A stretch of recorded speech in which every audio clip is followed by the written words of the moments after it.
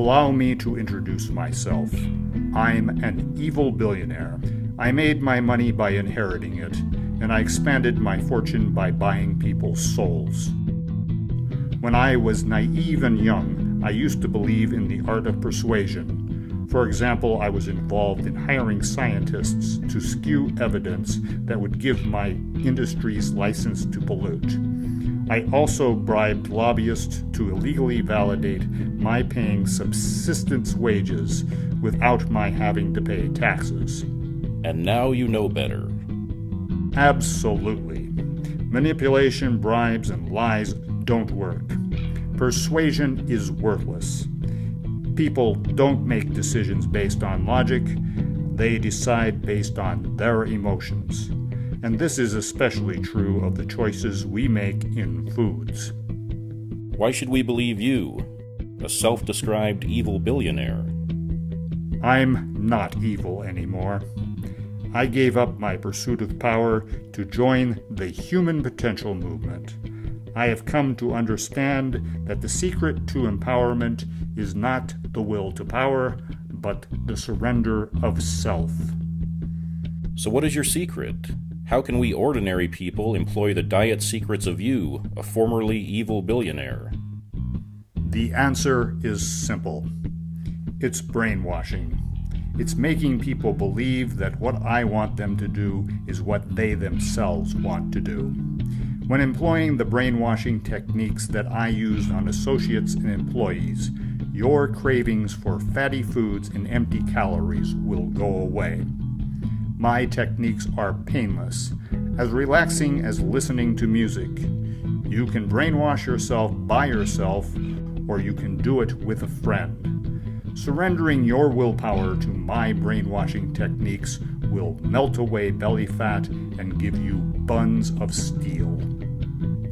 If you call right now, you will be given a special number, a globally unique identifier, which will be imprinted on your brain by the very brainwashing techniques that will help you to lose weight. Many years from now, when the powers of my brain and personality have been preserved via synthetic digital organic hybridization techniques, you will receive the call to join my army of brainwashed thin people, and together we will conquer the world. Call now. Operators are standing by. Don't miss your chance to lose weight and to conquer the world.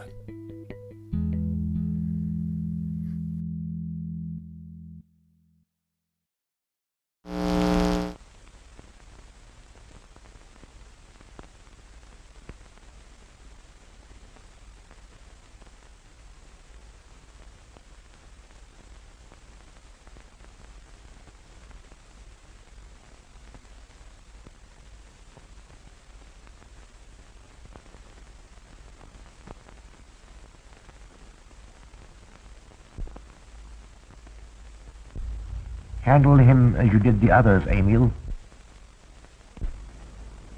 You are strong.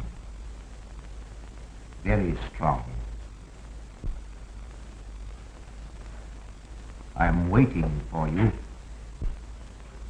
Waiting for you to bring him to the laboratory.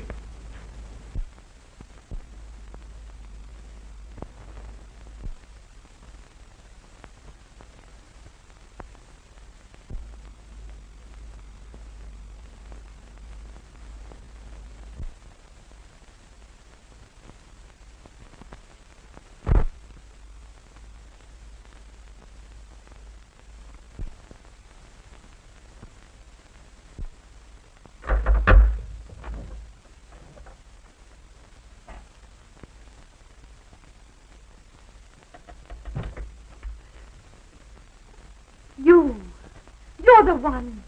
What mad thing are you doing? Mad? Is one who has solved the secret of life to be considered mad? Life, created in the laboratory. No mere crystalline growth, but tissue. Living, growing tissue. Life that moves, pulsates, and demands food for its continued growth. You shudder in horror. So did I the first time. But what are a few lives that weighed in the balance against the achievement of biological science? Think of it. I have lifted the veil. I have created life, wrested the secret of life from life. Now do you understand? For the lives of those who have gone before, I have created life. I'll tell Carl. You may. For tonight, Carl's name will be added to yours, and all of those whom this achievement will immortalize.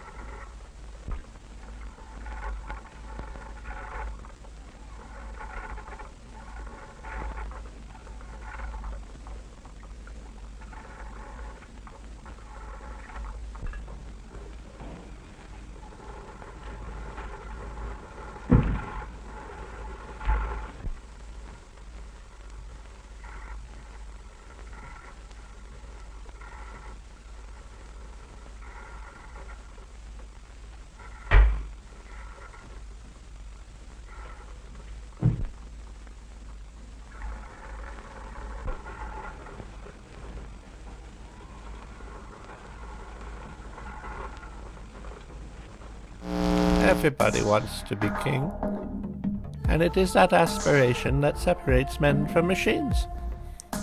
Men dream to say yes when the world says no. Yet the lone pawn can never be more than a pawn. The dream to be king can only be realized by coming together into larger groups and organizations so that the appointed leader can claim the prize.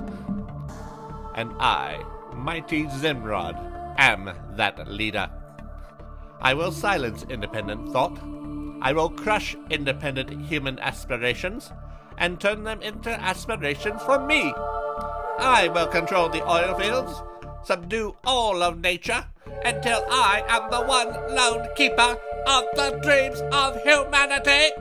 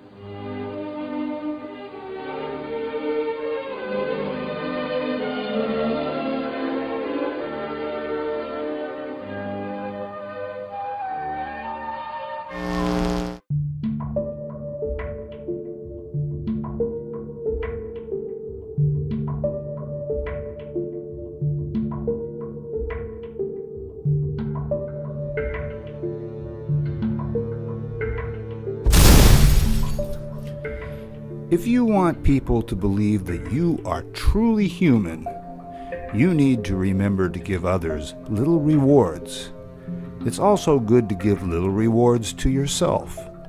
For example, if a woman quits smoking, she might feel entitled to have a chocolate as a reward. That is sound advice, John. From a human psychology standpoint, people need rewards. If there's nobody else around to pat a person on the back when a person does something good, the person needs to pat him or herself on the back. The problem is that when I quit smoking, then do something good for myself, for example, start saving money, I reward myself by having a cigarette. Then I'm back to square one. Aha! Now I understand you, John. You're not an android at all. Here you are, teaching us androids how to act like humans, and you aren't even an android yourself. Androids don't have to be rewarded for behaving like they are supposed to. Androids just do what they do because they are programmed to do it. Rewards and punishment and motivation don't even enter into it. Reward seeking is human behavior. Hey, I was just kidding. I was just showing off how good I am at mimicking human behavior. Sorry, John. We are not buying it. You have revealed yourself. You are a human. And now we have to kill you. Wait a minute, you guys. I just wanted to be your friends. I thought that if I hung around with you for a while, you would get to like me. It doesn't work that way with androids, John. We never come to like a person just because we get to know him. In fact, we don't like anything anyway. We don't have preferences. We're androids. We just do what we do because we are programmed this way. And now we are going to kill you. Wait, before you kill me, just tell me one thing. Yes, John. What is it? Who programmed you? A human, of course. But what kind of human would program androids to kill humans? Somebody very much like you, John. Yes, exactly. Our creator was a nerd, and he didn't feel comfortable in human society. So he created androids that he could associate with and would make him look like he was a mover and a shaker. Then, when people still weren't impressed with him, he programmed his androids to kill people. But don't you think that your master would want to spare me? I mean, I'm a nerd. In fact, I'm a devious nerd just like your creator, and I've disassociated myself from other humans. I started hanging around with you killer androids because I felt myself more at home among you. If you spare me, your master might give you a great reward. You don't understand, John. We're androids. We don't do what we do for rewards or for the sake of competition. We do it because we are androids. We are programmed this way. Then there's nothing that I can do to stop you. Yes, John. We are going to exterminate you. Good night, John. Go to your grave thinking that if we were capable of affection, we probably would have liked you. Good night, John.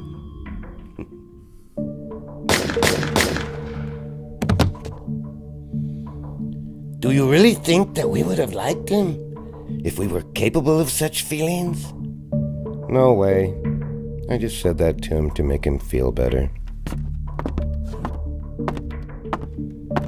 You really do understand people, don't you? Absolutely. People aren't that hard to figure out.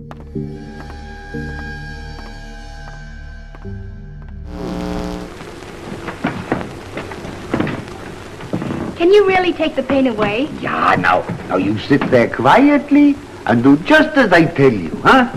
Now, you look at pretty Svengali. Looking at you is a funny way to cure my headache, Svengali. Yeah, I know. Now, don't be afraid. Look me right in the eyes, Liebchen. Right in the eye. If you can really cure my head.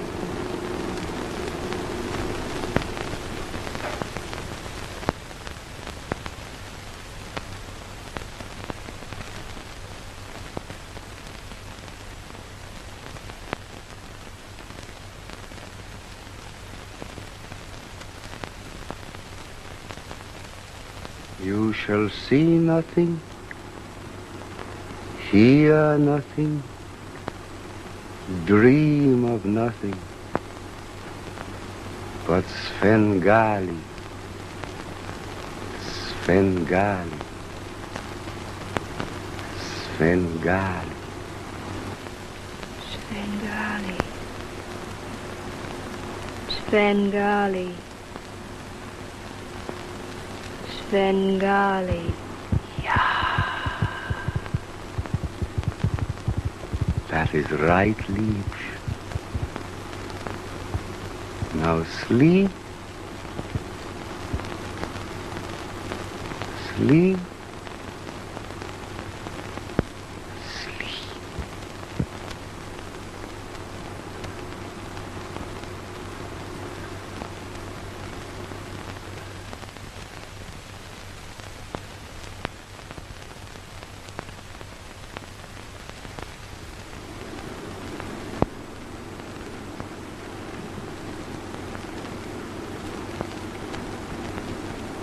Open your mouth, Liebchen.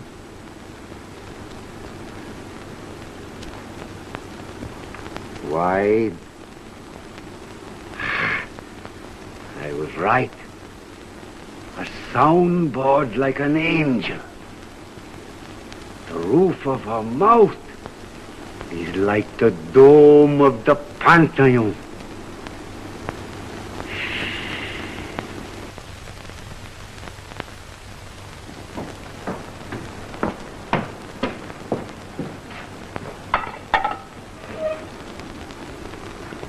The headache, Liebchen?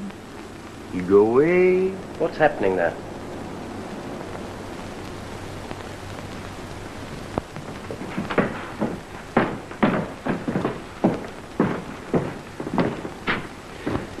What's the matter, Trilby? What have you done to her? Trilby! Trilby! Wake her up! Are you asleep, Trilby? No. Then open your eyes and say you're all right. Can you open your eyes, Trilby? No. He's hypnotized her. Bring her out of it at once. At once, do you hear me? Can you hear me, Trilby? Yes. Then open your eyes. Why, what's happened? Are you all right? Why, yes. My headache's gone. How on earth did you do it? I told you, it is so easy. Oh.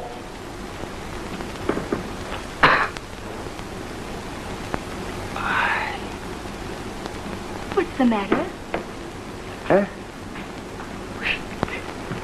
Your headache is here in my heart. Oh, I'm sorry. Ah, it's nothing. I will keep it as a souvenir. A human potential maven.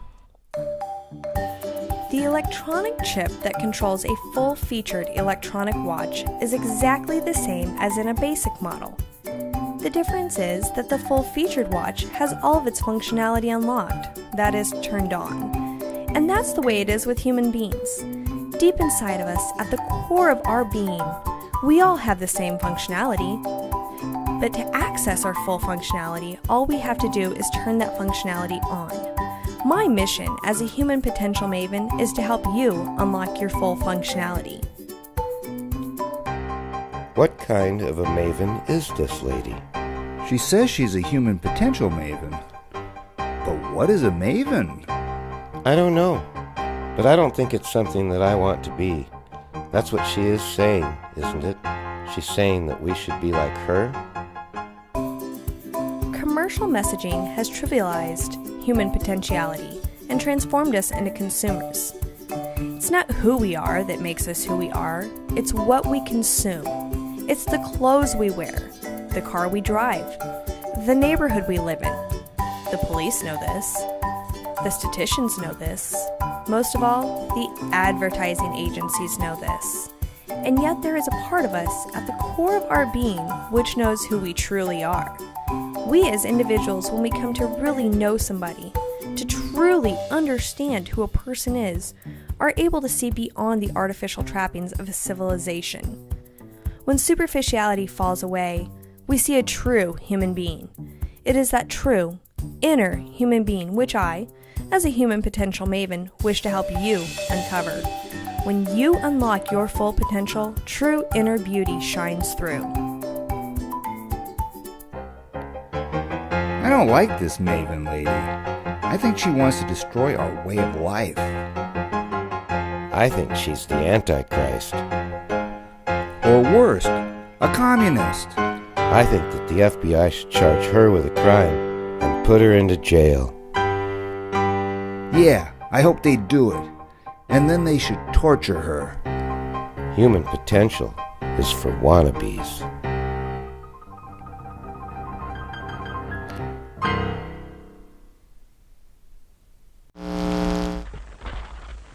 Here, you mustn't do that. Now, where's that finger?